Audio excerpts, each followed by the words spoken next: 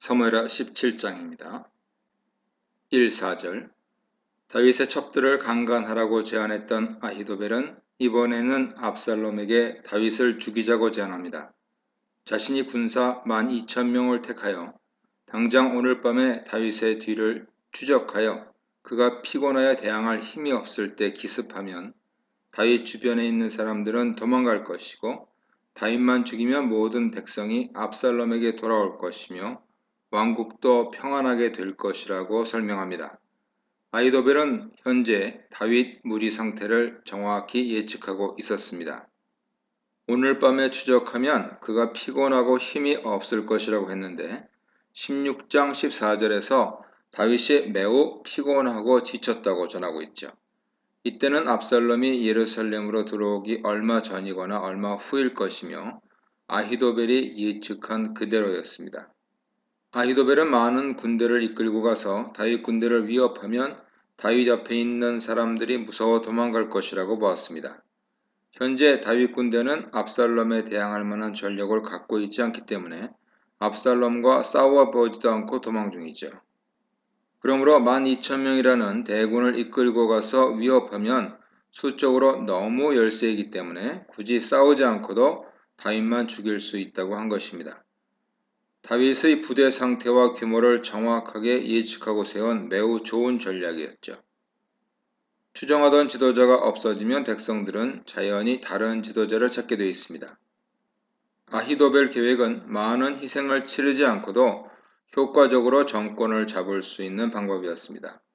이에 대해 압살롬과 이스라엘 장로들도 모두 옳다고 여겼습니다. 5절 7절입니다.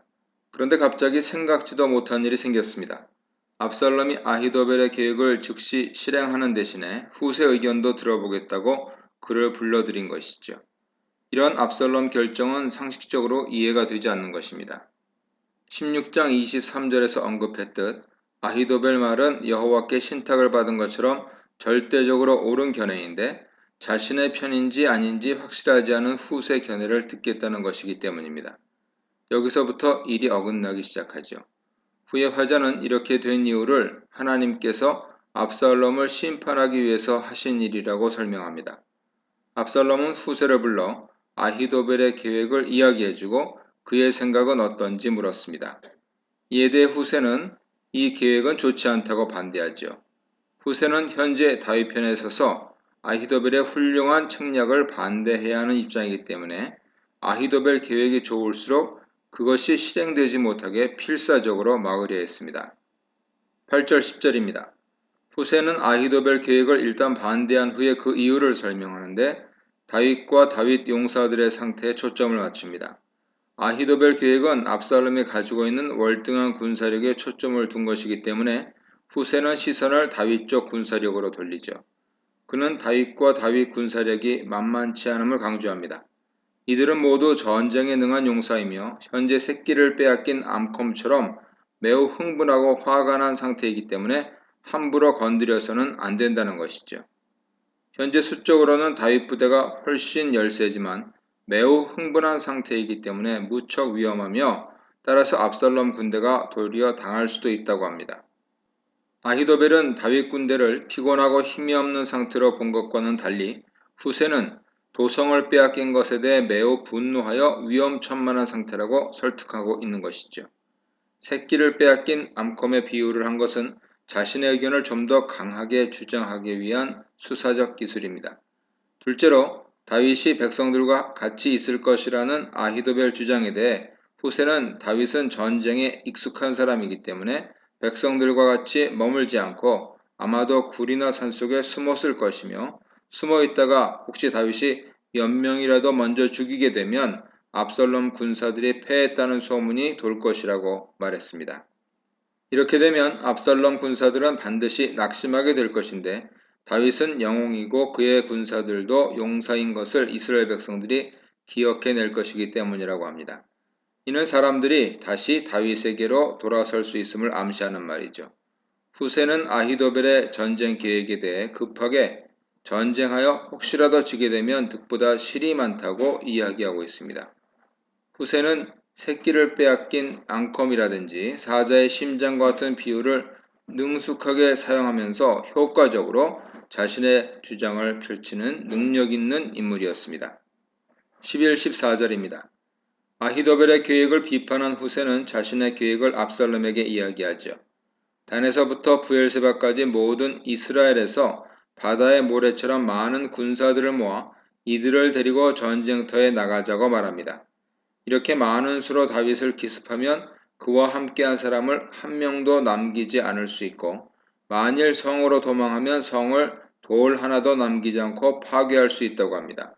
여기서 기습을 이슬이 땅에 내리는 것으로 비유하는데, 이는 절대적으로 많은 수를 이용해서 다윗 군대를 제압하자는 것이고, 성을 밧줄로 끌어 강에 집어넣자는 것은 과장법으로 이것도 군사가 많기 때문에 성을 파괴하는 것이 쉽다고 말하는 것입니다.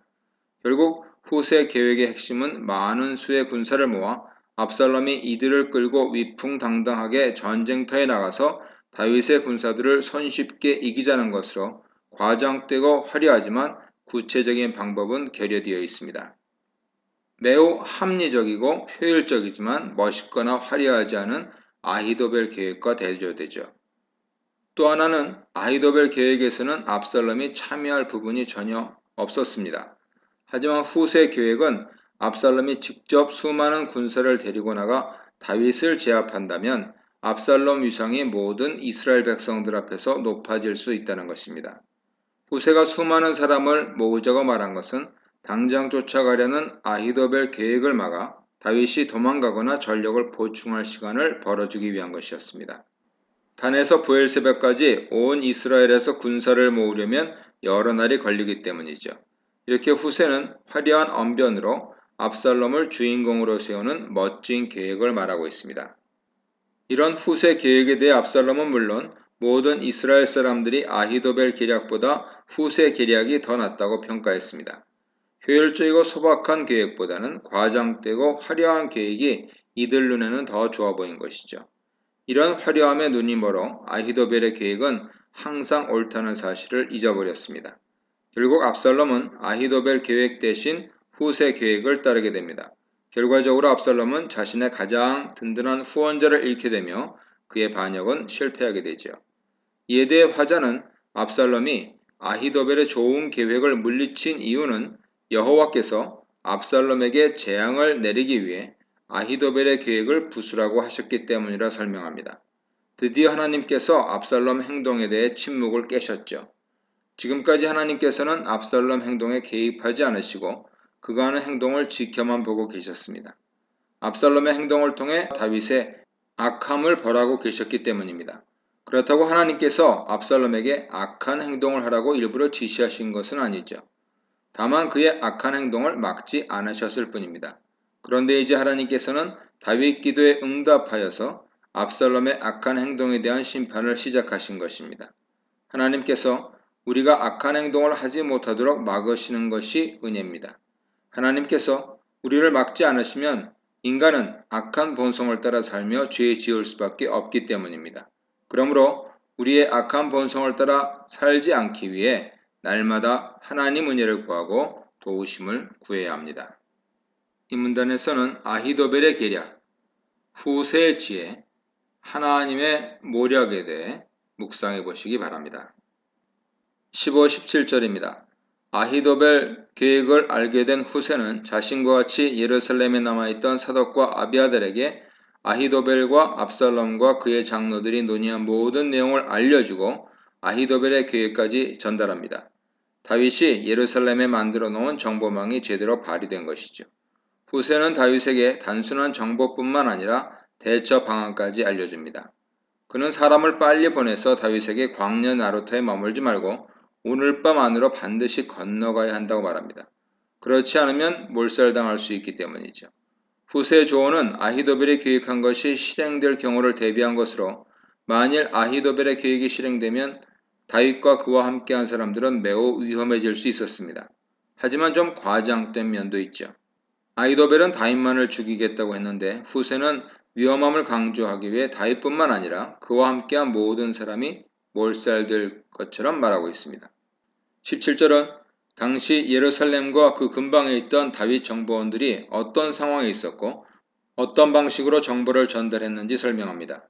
이때 다윗의 정보 전달할 역할을 한 사람은 사독과 아비아달의 아들 요나단과 아히마아스며 이들은 사람들에게 들키지 않도록 성 밖에 있는 로겔 샘가에 머물렀습니다.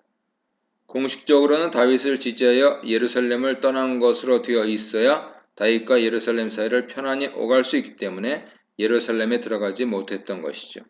무리기한 고대 근동사회에서 샘가는 여행객들과 지나가는 사람들이 쉬면서 정보를 나누는 장소이기 때문에 사람들 사이에 숨기가 예루살렘 성보다는 쉬웠습니다. 이렇게 요나단과 아히마아스가 예루살렘 성 바로 옆에 있는 로겔 샘 곁에 숨어 있으면 성에서 사독과 아비아달이 보낸 여종이 나와서 이들에게 정보를 전달했고 이들은 그 정보를 다윗에게 전달하는 시스템을 만들었습니다. 여기서 여종이 중간 정보 전달자 역할을 한 것은 사람들 눈에 가장 띄지 않는 존재이기 때문이죠. 이렇게 후세와 다윗을 지지하던 제사장들은 다윗을 구하기 위해 위험을 무릅쓰고 도왔습니다. 18, 20절입니다. 정보원들이 한 청년에게 발각됐죠. 청년은 로겔 샘 곁에 거하고 있던 요나단과 아히마스를 알아보았고 이들에 대해 압살롬에게 알립니다. 이 청년의 신분은 언급되고 있지 않지만 압살롬 부하로 생각되지요. 이 일로 다윗에게 정보를 전달하기가 곤란한 상황이 되었습니다. 압살롬에게 들켰다는 사실을 알게 된 이들은 재빨리 로겔섬을 떠나서 바후림의 한 집으로 들어갑니다. 바후림은 베냐민 지파 사람들이 거하는 지역으로 사울의 친척인 시므이가 사는 곳이죠. 시므이는 다윗이 바후림으로 들어오지 못하게 막은 적이 있었습니다. 그런데 아이러니하게 다윗의 정보원들은 바후림에서 은신처를 찾으려 한 것입니다. 그런데 마침 이들이 들어간 집들에는 우물이 있었고 이들은 우물로 내려갑니다. 아마도 물이 적어서 잘 사용하지 않는 우물이었던 것 같습니다. 이들이 우물에 내려가자 그 집 여주인이 우물 덮개를 가져다 우물 입구를 덮고 그 위에 곡식들을 널어 놓았습니다. 아무도 알아차리지 못하게 여주인이 기지를 발휘한 것이죠. 압살롬 군사들이 이 여인의 집까지 찾아와서 아히마아스와 요나단이 어디 있는지 아느냐고 묻자 여인은 그들이 시내를 건너갔다면서 이미 이곳을 지나갔다고 거짓말했습니다. 그 말을 믿은 압살롬 군사들은 그들을 뒤쫓았지만 찾지 못하고 예루살렘으로 돌아갔죠. 아히마아스와 요나단을 도운 이 여인의 모습은 여호수아 2장에서 여리고성에 들어온 두 이스라엘 정탐꾼을 도운 라합과 유사합니다. 둘 다 자신의 집에 숨겨두었고 좀 더 완벽하게 숨기기 위해 숨을 곳을 곡식으로 덮었습니다. 또 자신이 숨긴 사람을 찾는 사람들에게 거짓으로 도망간 방향을 알려주어서 자신과 자신이 숨긴 사람들이 좀 더 안전하게 만들었습니다. 이 여인은 정탐꾼을 도운 이유를 분명히 밝힌 라합과는 달리 베냐민 사람인 자신이 왜 다윗의 편을 들었는지 말하지 않고 있습니다. 다만 주목할 것은 하나님께서 다윗을 돕기 위해 은밀하게 사람들을 준비하셨다는 것이죠. 하나님께서는 이름 없는 여인들의 손을 통해 도움을 주고 계신 것입니다. 이것은 이제 하나님께서 다시 다윗에게 은혜를 베풀고 돌보기 시작하셨다는 징표죠. 반대로 압살롬의 입장에서는 이번에도 그의 계획이 실패하고 있습니다. 이전에 하나님께서 그를 그냥 두셨을 때는 승승장구하는 것 같았는데 하나님께서 개입하기 시작하시면서 압살롬 계획들이 자꾸 틀어지게 되는 것입니다. 21, 23절입니다. 압살롬 군사들이 지나간 후에 두 사람은 우물에서 올라와서 다윗에게로 가지요. 여러 가지 어려움이 있었지만 무사히 다윗에게 정보를 전달할 수 있게 된 것입니다. 이들은 다윗에게 서둘러 물을 건너라고 말하면서 아히도벨 계략을 알려줍니다. 이미 17장 1, 3절에서 아히도벨 계획을 언급했기 때문에 여기서는 반복하지 않고 단지 이같이라는 말로 생략하고 있습니다. 예루살렘에서 온 정보를 들은 다윗은 후세의 말을 따라 요단을 건넜습니다. 여기서 새벽까지 한 사람도 요단을 건너지 못한 적 없다라는 표현을 집어넣은 것은 아히도벨 계획이 완전히 실패했다는 것을 강조하기 위함이지요. 아히도벨의 계획은 요단을 건너기 전에 다윗 군대를 덮쳐서 군대를 해산시키고 다윗을 죽이는 것이었는데 다윗의 군대가 모두 안전하게 요단을 건넜으니 더는 그 계획을 실행할 수 없게 된 것입니다. 아히도벨은 자신의 계획이 실행되지 못하고 다윗과 그의 군사들이 무사히 요단강을 건넌 것을 알고는 압살롬 반역이 실패할 것을 예감했습니다. 아히도벨이 보기에 압살롬 반역에서 가장 중요한 것은 요압이 없는 틈을 이용해서 예루살렘을 점령하고 다윗을 죽이는 것이었습니다. 이 모든 일은 요압 군대가 오기 전에 단시간 내에 끝내야 하는 작전이었죠. 그런데 압살롬이 후세의 화려한 말솜씨에 넘어가 다윗을 죽일 기회를 놓친 것을 보고 압살롬 반역이 실패했다고 판단한 것이죠. 실제로 요단을 건너 마하나임으로 간 다윗은 그곳에서 요압을 만나 압살롬을 칠 부대를 구성하고 전쟁을 시작합니다. 그러므로 아히도벨의 예측은 사무엘하 16장 23절에서 화자가 언급한 것처럼 정확하고 틀림없었습니다. 아히도벨은 압살롬 실패를 예측하고 나귀를 타고 집으로 돌아가 집을 정리하고 스스로 목을 매 죽습니다. 아히도벨이 자살을 선택한 이유는 두 가지입니다. 첫째, 압살롬이 지면 다윗이나 요압이 자신을 살려두지 않을 것이고 매우 모욕적인 죽음을 맞이하게 될 것이니 그 전에 스스로 목숨을 끊어 장사되어 치욕적인 죽음을 피하려고 한 것이죠. 둘째, 머리 좋은 아히도벨에게 가장 비참한 죽음은 머리 좋은 자신이 선택한 왕이 자신의 말을 듣지 않으므로 자기의 계획이 실패했기 때문입니다. 그는 자신의 계획이 실패한 것이 하나님의 개입에 의한 것이며 이것이 하나님께서 선택하신 왕을 배반한 자신에게 내려진 심판이라는 것을 알았기에 자살한 것입니다. 아무리 머리가 좋고 탁월한 전술을 가졌다 할지라도 인간이 하나님을 능가할 수는 없습니다. 하나님께서 허락하시면 인간의 지혜를 이룰 수 있어도 하나님께서 막기로 작정하시면 인간의 어떤 지략도 무너질 수밖에 없습니다. 아히도벨의 천재적인 지략도 하나님을 의지하는 다윗의 투박하고 진솔한 기도에 무너진 것이죠. 우리에게는 세상의 모든 지혜를 합친 것보다 더 큰 지혜를 가지고 계신 하나님이 계시다는 사실을 기억하고 하나님께 우리가 기도드릴 때 악한 자들의 권모술수가 모두 무너질 것임을 신뢰해야 합니다. 이 문단에서는 용감한 사람들, 용감한 여인, 절망한 사람에 대해 묵상해 보시기 바랍니다. 24, 26절입니다. 다윗은 후세의 도움으로 무사히 마하나임까지 도망할 수 있었습니다.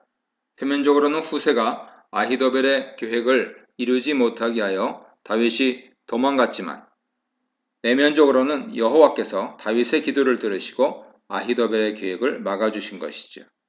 마하나임은 요단 동편 북쪽에 있는 지역이고 이스보셋이 이스라엘 왕이 되었을 때 수도로 삼은 것으로 이스라엘 지파들의 중심지이며 이곳 사람들은 다윗을 지지하고 있었습니다.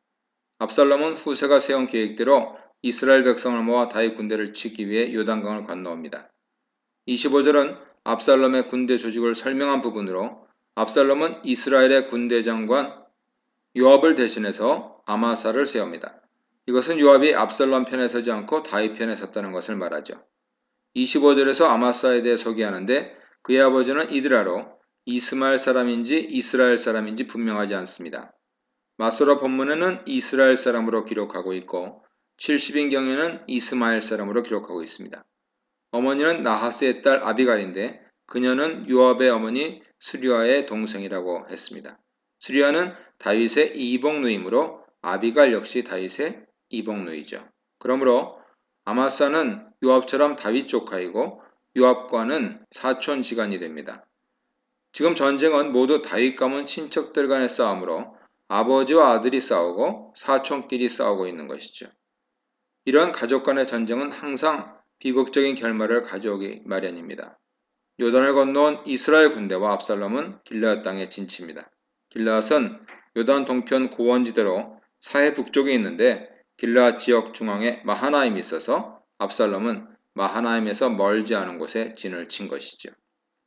27, 29절입니다. 다윗이 마하나임에 도착했을 때 상황을 설명하는 부분인데요. 다윗이 마하나임에 오자 소식을 듣고 다윗을 도우려는 사람들이 속속 모여들기 시작합니다. 소비는 암몬 사람으로 라빠에 사는 사람이죠. 라빠는 다윗이 바세바 사건이 있던 그 시기에 점령한 성읍으로 다윗 지비아에 있던 도시였고 소비의 아버지 나하스는 한때 암몬 왕이었으며 나하스의 아들 한운 때 다윗에게 점령당하고 왕조가 무너집니다. 그러므로 소비는 한운의 형제로 옛 암몬 왕가 사람이며 현재는 다윗에게 충성하고 있습니다. 마길은 사울과의 충실한 지지자였고 무비보셋을 돌보던 사람이며 바르실레는 길르앗 사람으로 길르앗에서 상당한 권력과 부를 가지고 있는 인물입니다.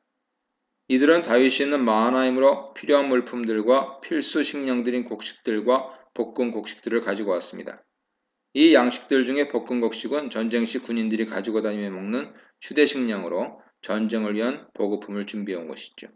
그리고 꿀과 버터와 양과 치즈는 고급스러운 양식으로 다윗과 그와 함께한 군사들의 배고픔과 필요를 풀어주고 사기를 진정시키기 위해 영양가 높고 값비싼 식량들로 아낌없이 들고 온 것입니다. 이렇게 많은 물자와 식량을, 그것도 값비싼 식량까지 다윗과 그의 군사들을 위해 가져왔다는 것은 요단 동편 사람들이 다윗을 지지하고 있다는 것을 보여주죠. 이제 다윗은 위험한 고비를 넘기고 자신을 지지하고 도와주는 사람들과 함께하여 많은 힘을 얻습니다. 이렇게 다윗을 지지하는 사람들이 등장하는 것은 하나님께서 이제 다윗을 도와주고 구원해 주기로 하셨다는 것을 의미하죠. 사울이 범죄했을 때는 가장 가까운 사람들이 배신했지만 하나님께서 도와주실 때는 이렇게 그를 돕는 사람들을 보내주시는 것입니다. 이 문단에서는 이스라엘의 배신, 이방의 충성, 다윗을 보호하는 백성들에 대해 묵상해 보시기 바랍니다.